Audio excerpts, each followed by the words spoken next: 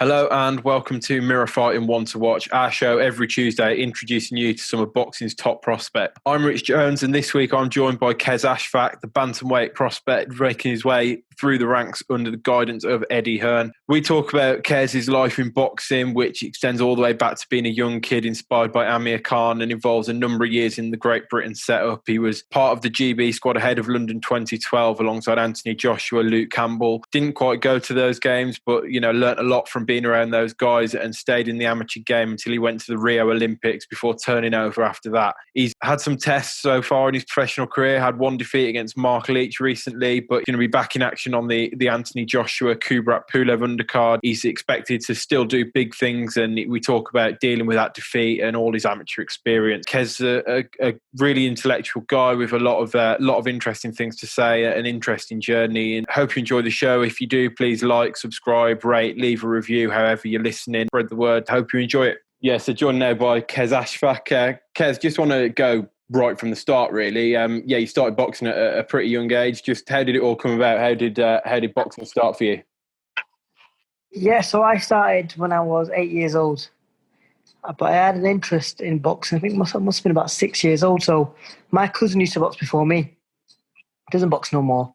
Didn't turn pro or professional or anything, but I was always interested through him. And my uncle, his dad said to me, listen, when you turn the right age, I'll take you to the gym. And when I turned 8 years old, he took me to the gym. I loved it, really. It was one of those things that just came natural to me, and I noticed I had some talent with it, and I stuck to it. And I was always the first one in the gym and the last one out. Yeah, you say you were pretty good. I take it you took to it pretty quickly. It became apparent quite soon that you had a talent for it, I guess. Yeah, so the coach that I was with at the time, I must have been a couple of sessions in, and he said to me, you know what? He's got good hand-eye coordination. He's got fast hands, fast on his feet. He's a talented kid already. And he said that to my cousin. That was like only a week in. So from there, I guess, obviously, when I heard that, it meant nothing to me. I thought maybe he's just saying it to make me feel better. But turned out down the line that I did have some talent, and it's been going great for me. Yeah, and you mentioned that you were sort of first in, last out the gym kind of thing. What was it about boxing that appealed so much when you were growing up? I mean, most kids sort of, they obviously, a lot of kids sort of do sport and then sort of fall out of love with it as they go through the sort of teenage years. What was it about boxing that, you made you really sort of fall in love with it and stick with it and dedicate all that time to it when you were a kid? For me, if I'm honest with you, before it was ever about the boxing, I used to enjoy being around a good set of lads. We used to have a good time, a good laugh. And, that was kind of where it kind of started off. And with that came a bit of competitiveness between the lads to want to be the better boxer and keep winning and be the best and all that sort of stuff. And it kind of was just a natural progression. So I remember when the first time the coach asked me to spar, I looked at him, I thought, is he kidding? I wasn't sure if he was serious or not.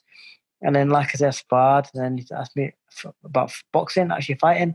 And again, I thought he wasn't being serious, but me being the way I am, I don't like to say no to a fight.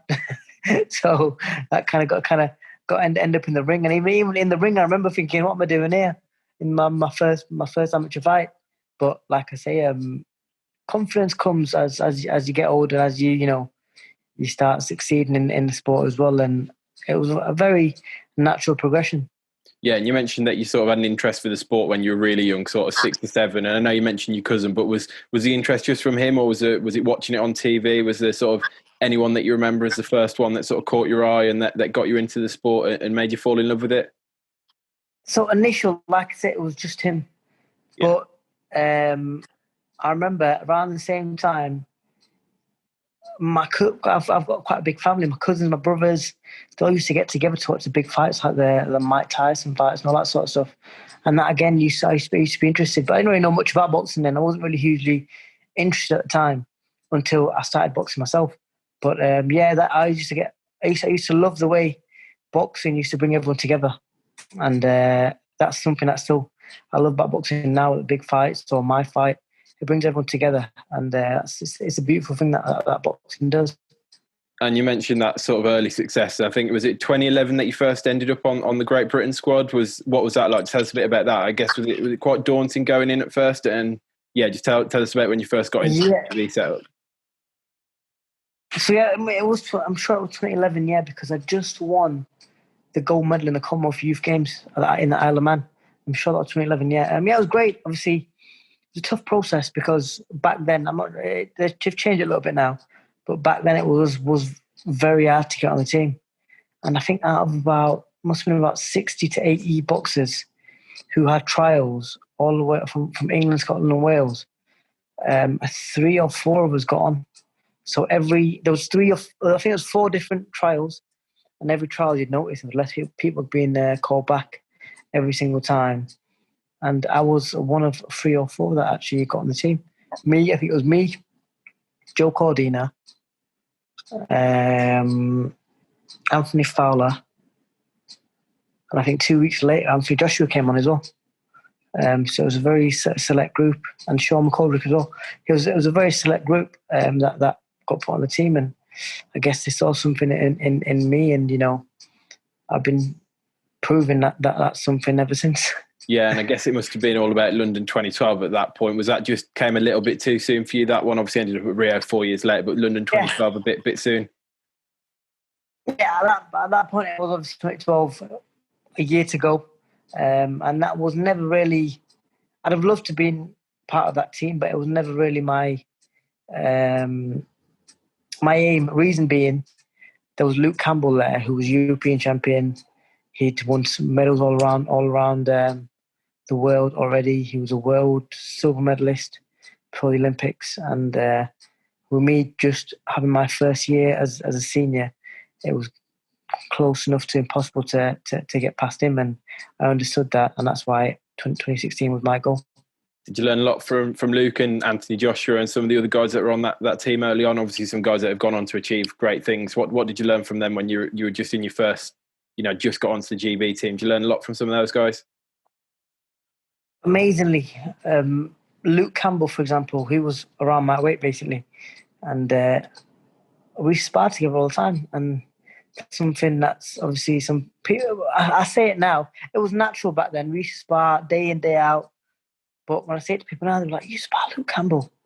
He's made a huge name for himself. Olympic champion, on the verge of becoming a world champion. In my opinion, yeah, he's obviously just sharing the ring with people. You learn huge amounts, and that's obviously kept me in good stead for the future.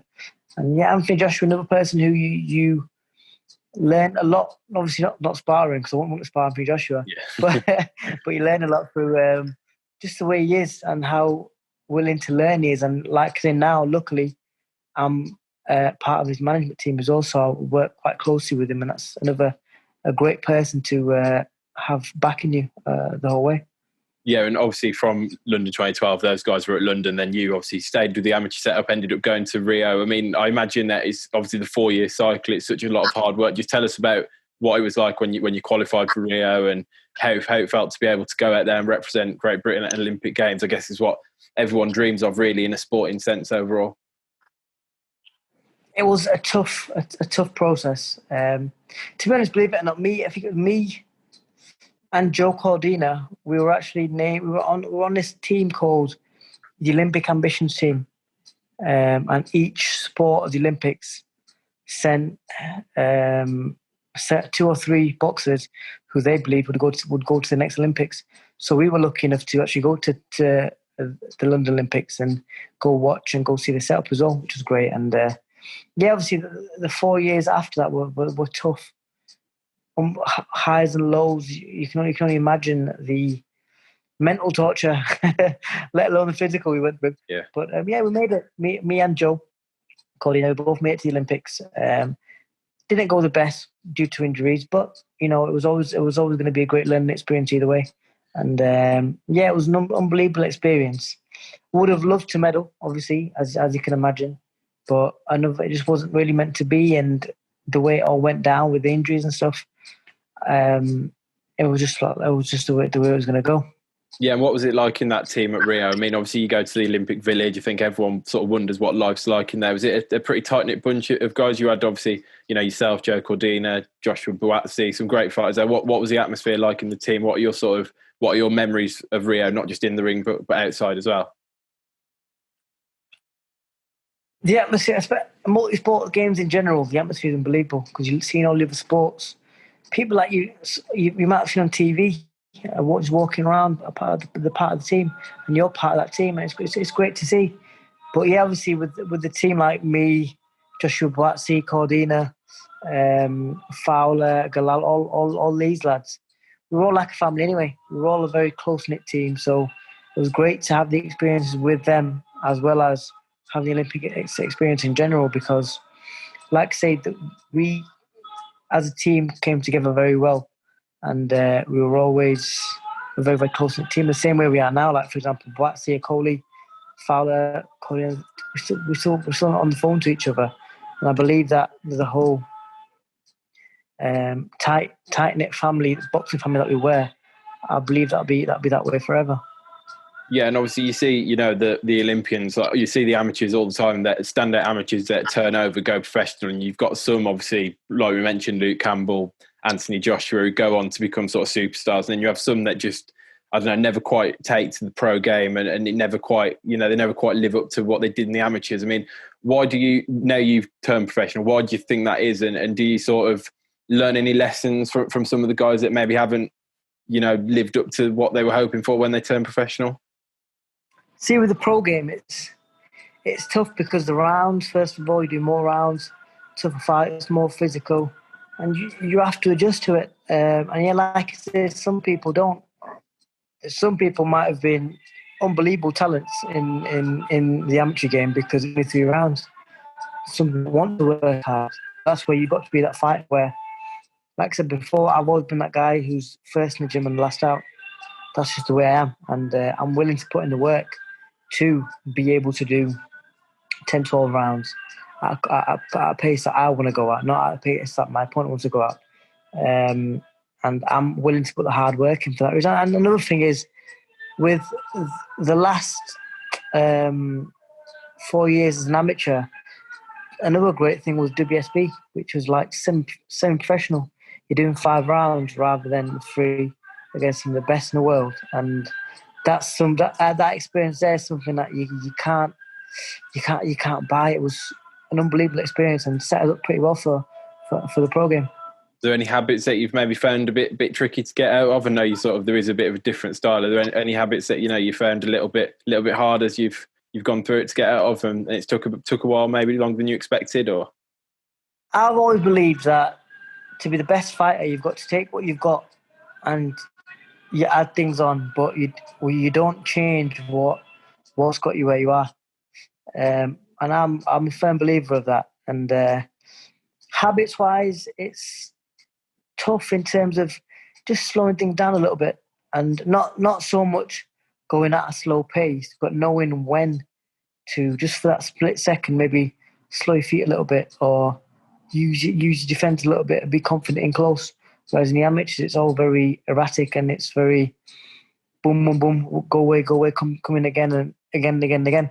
Whereas now it's a bit more relax, breathe, look for your openings, take your time. You've got 10, 12 rounds, but it does take a bit of time. And I believe, especially me and the rest of the Olympians, we're still learning on the job. Reason being, we get pushed pretty fast. My last 4 fights have been against people with records like 16-1, 18-1, 15-3, records like that. And I've already boxed kids who are boxed world champions, and I've only had 9 fights. So a lot of those Olympians are still learning on the job, but we're more than capable of still succeeding because of the pedigree we have from the amateurs and the hard work we're willing to put in. Yeah, you mentioned the last few fights. Obviously, you recently had that first setback, that first professional defeat. I mean, had a little bit of time to reflect. Now, what did you learn from any experience like that, a fight like that? So going back to that fight, it's a bit of a pill to swallow, to be honest, because it was just on the night. I feel like just nothing went right for me, for honest with you. It was just one of those nights. And yeah, I've had a long time off since my last fight, and then it was a bit of ring rust as well. But all I can say in terms of that fight personally is I didn't agree with the second knockdown, and that is what lost me the fight and changed the fight really. But on the night, listen, the kid who had boxed, you can't knock you can't knock him. He did what he had to do. Whether I think I won the fight or not, that can't be changed now. And that's the way I see it, and that's the way I'm moving forward from it. So I can't knock what he did. Congratulations to the kid. And it's about how I come back from it now and how I show how great I am. Like I say, whether I won the fight or not, in my eyes, on the scorecards, I lost. So now I move on. But make no mistake, I do believe I am. I was clearly the better fighter, but that second knockdown, messed up the fight for me, and he had his lucky moments due to that. That was a lucky night for him, but I'm going to move forwards, put that performance behind me, and make it known that I want the rematch to right the wrongs. And I do firmly believe that I'm the better fighter, and I'm a firm believer in God as well, and that it just wasn't meant to be on the night. God's got the best plan for me, and that's the way I move forward, and that's the way I see it in my head now. But yeah, like I say, I want the rematch as soon as possible to right the wrong. But credit where it's due, he did what he had to do. Yeah, and you mentioned there sort of you being a believer in God, and you posted something similar about that the day after the fight. I just wanted to ask you, just tell us a little bit about the role that faith has in your life and your boxing career as well, because I know, you, as you say, you're a big believer. So, obviously, being a Muslim, I'm a huge believer, and like I say, on the night of the fight, like I say, I just believe that what's meant to be is meant to be. And what we believe as Muslims is, if it's meant for you, it won't pass you, even if it's beneath two mountains. But if it's not meant for you, you won't reach it, even if it's under your lips. And that's kind of a quote from the Quran as well. And that's just what I have to firmly believe. And that's the way I see it. I am a devout Muslim. I'm a firm believer in Allah, and that's what gets me through these hard times. And like I say, I'm willing to work. I'm willing to prove myself, and I believe that God is the best of planners. And like I said on that post, I believe God is the best of planners, and God willing, He has a better plan for me. Yeah, and I guess in a boxing sense, especially in modern boxing, there's so much focus on that sort of undefeated record. I guess losing that 0, is that probably going to be, the toughest one to take in terms of trying to take the positives and learn from it and try and, ignore the fact that I imagine the first reaction is losing that 0. It feels sort of like the end of the world, and then you actually break it down, look at the positives and stuff, and there is a lot you can learn from it. Is that kind of the way you approach it? I mean, this will probably be the toughest one, but you can take a lot from it. Yeah. You know what it is? I keep getting this right, but in my head, I'm thinking, I don't care if it's one or if it's freaking. I never want another one. You know what I mean? Yeah. So that's just the way I see it. But yeah, you've got to understand that. Like, so a friend said this to me the other day, that you want to be the best role model, don't you? And I was like, yeah, of course I do. I've always wanted to be the best role model. And he goes, do you believe the best role model is someone who, in boxing terms, who wins all his fights, does amazing, makes all his dreams come true, and that's it? And I was like, what are you getting at? I was thinking, what are you getting at? And he goes, the best role models are, even in history, when you look back, the people that go through adversity, go through hard times, and still pull through and show what they're made of, they're the best role models. And he goes, that's what I believe you're going to be. And this is a minor setback for a major comeback, like they say. And he goes, you will still be successful, God willing. But you just got to work your ass off and prove to everyone and show everyone that you are that great role model that you want to be. Yeah, you mentioned wanting to be a great role model. Who were the ones for you growing up? Who were the role models you looked to when you were a kid coming through the ranks? So I was talking to him about it before. I must be when I was about 14. Amir Khan was just going to the Olympics. I think I must have been about 14, maybe even younger, to be honest, maybe like 12. And I remember going to the boxing gym, and on the side of the ring, they had the boxing news open. And with Amir being the only boxer who was going to the Olympics, they had all the athletes behind him and Amir in the middle. And he was the focus. Because it was in the boxing news, he was the focus. Yeah. Because he was the sole boxing representative. And from that day onwards, my coach said to me, if he can do it, he lives in Bolton. You're from Leeds. He's from Bolton. It's not even an hour away. If he can get to the Olympics, why can't you? And that was when I must have been about 11, 12 years old. And that's something that always stuck in my head and made me think, you know what? If he can do it, why can't I? And that was great motivation. That made him straight away from that point, because I'd never heard him before then. Yeah. Before that moment. And that was he was a huge role model in that sense for me. Just to say, listen, he can do it, why can't I?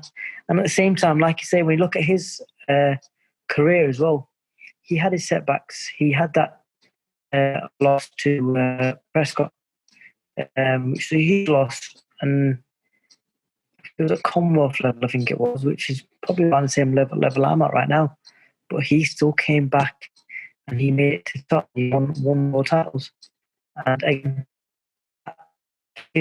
and obviously quite rich as well. That helps in many ways, but that gives me huge motivation. Things of listen, that's look at what he's done through that adversity. He's had his tough times, he's had his losses, but he's never given up, and that's why he is the name and how successful he is today. And that's again, a huge motivation. He's definitely for them because he's from the same British background as that. But apart from that, you know, Muhammad Ali, for the obvious reasons. I'm sure you get that a lot. But yeah, my favourite fighters in terms of styles have always been people like Pernell Whitaker or Sugar Ray Leonard and Roy Jones Jr. They've been my favourite sort of fighters when it comes to fighters. But like I say, in terms of role model, just because of the similarities and the same background, it's definitely been Amir Khan in many ways.